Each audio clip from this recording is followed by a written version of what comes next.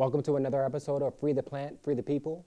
I'm your host, LeVar, and Free the Plant, Free the People is a podcast that's going to educate you on everything cannabis, from people in the industry to what to look for if you're trying to get into the industry, as well as if you're the consumer, what products you should look for, and how to tell a good product from a bad product. And we'll also be doing product reviews, so anybody out there that has any suggestions, definitely hit us up and let us know. So let's get right into today's episode. Today's episode, I'm going to introduce two special people that are in the cannabis space that I had the fortunate ability to meet quite a while ago, and then I still stay in touch, which is kind of another topic that we'll get into a little bit later about networking and how that's important in the space.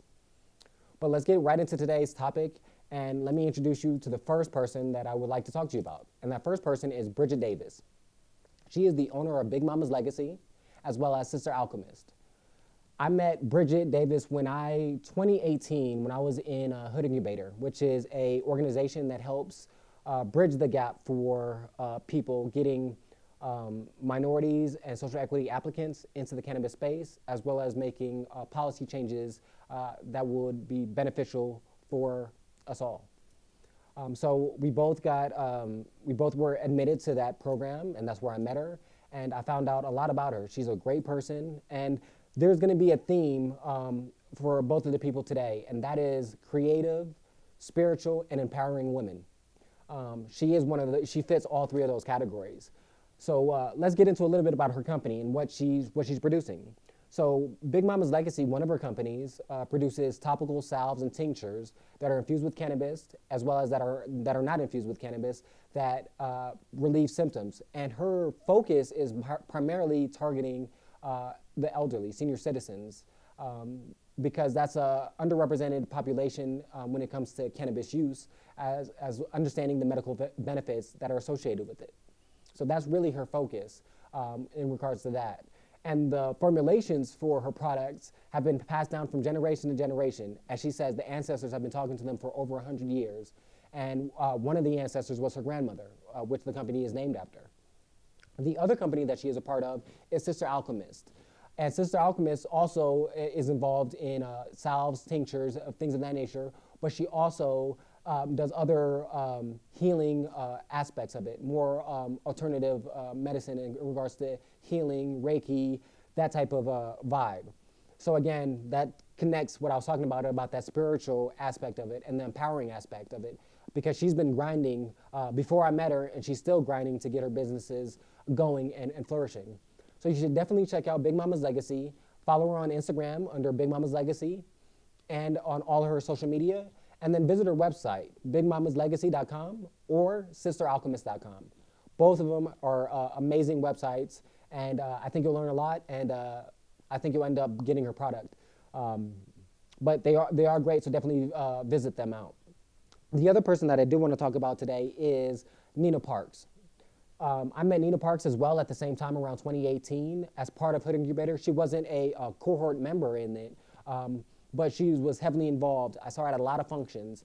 And this again goes back to one of the other points that we'll have in more detail about networking. As part of Hood Incubator, there was a specific schedule that they had of like classes that we had to attend, events, some of them being at Magnolia, which is a dispensary in Oakland. And then we had our Optima Business Bootcamp as well. So those things, but as part of that, they would always invite us to a lot of networking events, a lot of events that were cannabis events. And at every event, it was, without a doubt, I would always see Nina Parks there.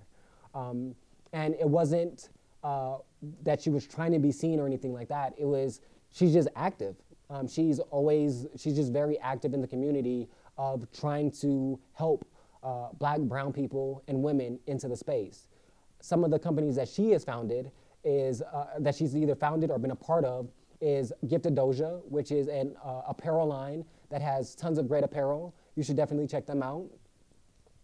She also has SuperNova, which is an organization, or a nonprofit organization that's geared to educating, empowering, and getting more Black and brown people into the space, breaking down those barriers that are built up that keep black, brown, and especially women out of the industry. So they're heavily involved in breaking down those barriers in regards to that.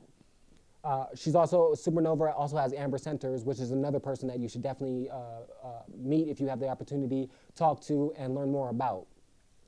So another company that she's part of is the Equity Trade Network.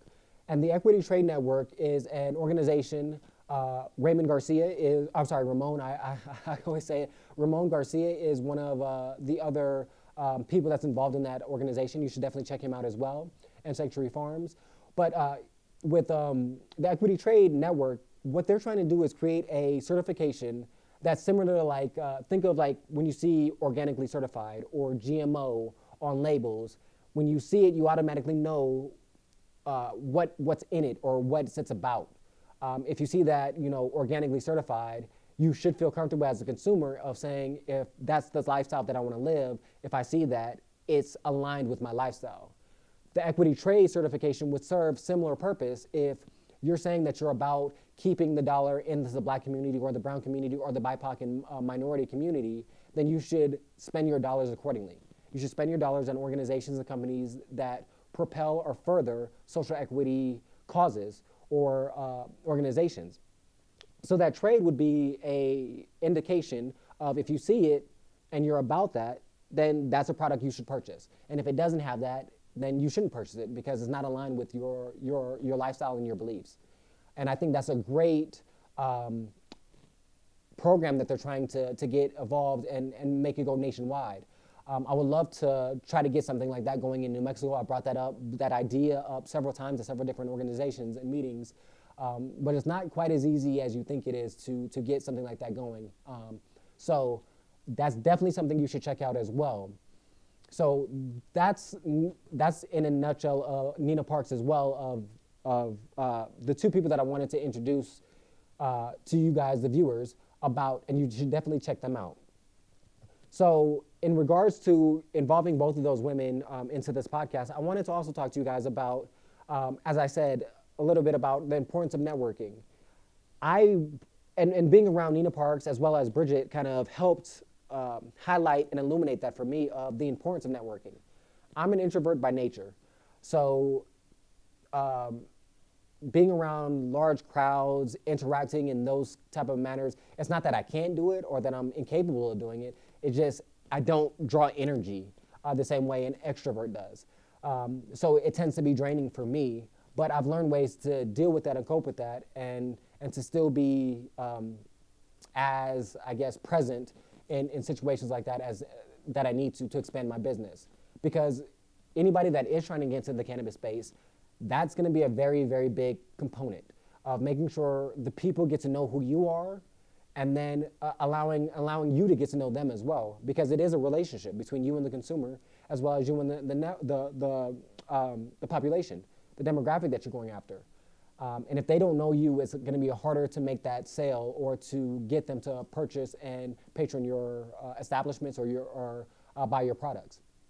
So understanding how you work in spaces is really important in how you navigate.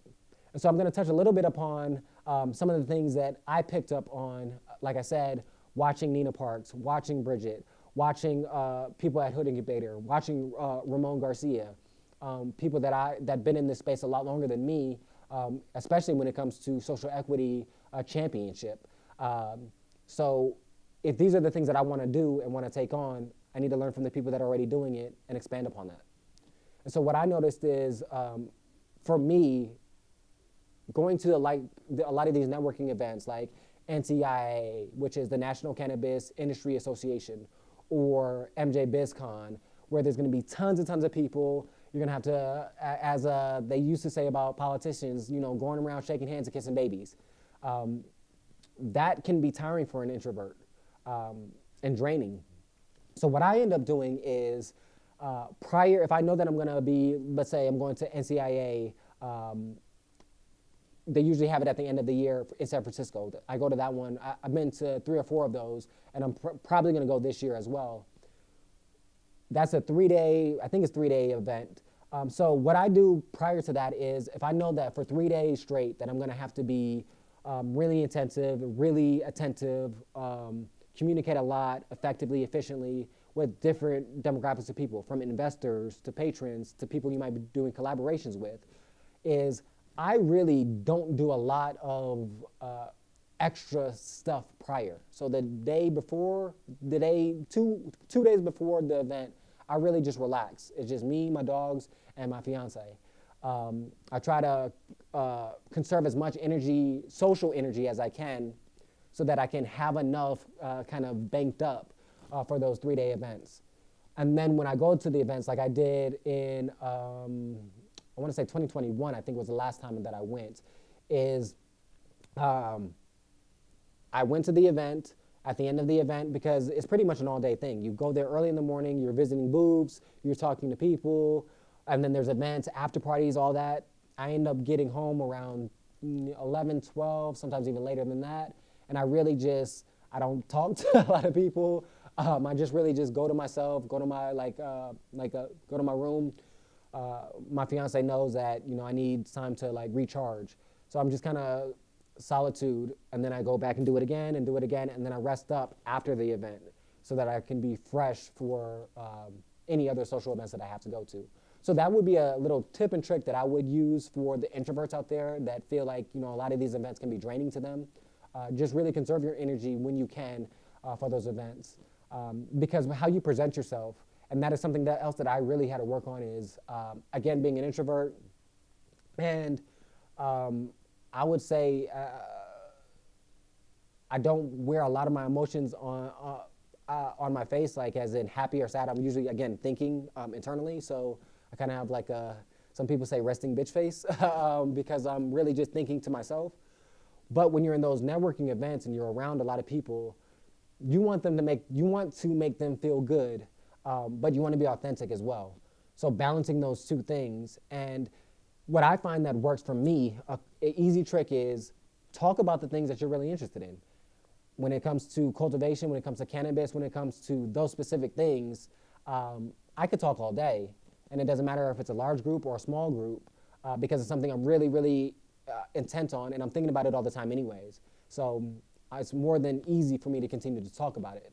Now, the small talk, the hey, how you doing, that kind of stuff, that's not really for me, but it is something that you have to do, because you have to let people know that you are interested in what's going on with them. You have to let them know that you are concerned about what's going on with them, and that you want to know more about that. And so again, those are little quick tips and tricks that I learned through observing other people in the space. So those are the things that I just wanted to bring up today. Today's going to be a really short episode. I just wanted to highlight those two people, specifically Bridget Davis as well as Nina Parks.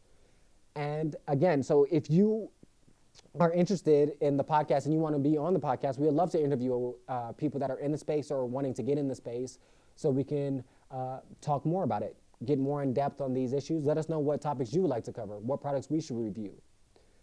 So again, this is another episode of Free the Plant, Free the People. I'm your host, LeVar, and this is presented by BluRok Farms. Definitely like, comment, and subscribe.